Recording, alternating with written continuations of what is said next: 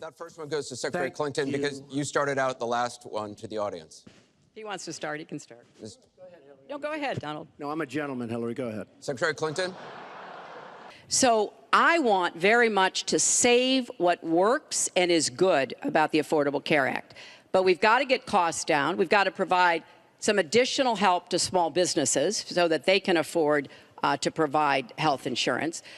But if we repeal it, as Donald has proposed, and start over again, all of those benefits I just mentioned are lost to everybody, not just people who get their health insurance on the exchange.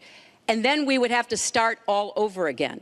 Right now, we are at 90% health insurance coverage. That's the highest we've ever been in our country. Their method of fixing it is to go back and ask Congress for more money, more and more money. And we have right now almost $20 trillion in debt. Obamacare will never work. It's very bad health insurance, far too expensive. And not only expensive for the person that has it, unbelievably expensive for our country. It's going to be one of the biggest line items very shortly.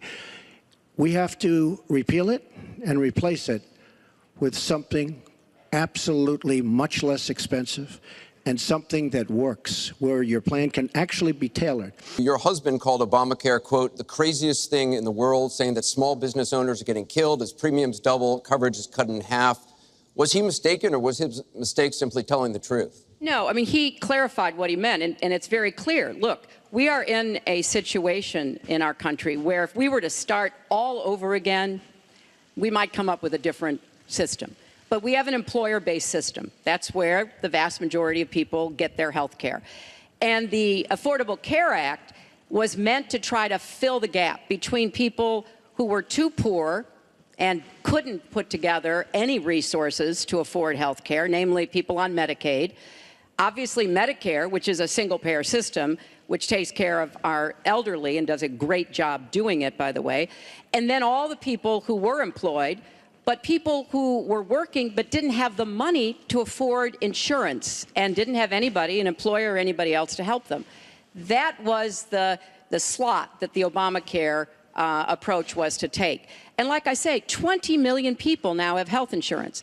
So if we just rip it up and throw it away, what Donald's not telling you is we just turn it back to the insurance companies the way it used to be.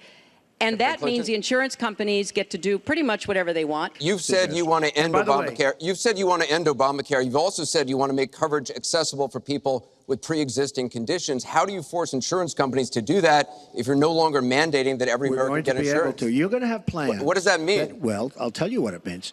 You're going to have plans that are so good because we're going to have so much competition in the insurance industry once we break out the lines and allow the competition to come. Are you going to have a mandate that Americans have to have health insurance?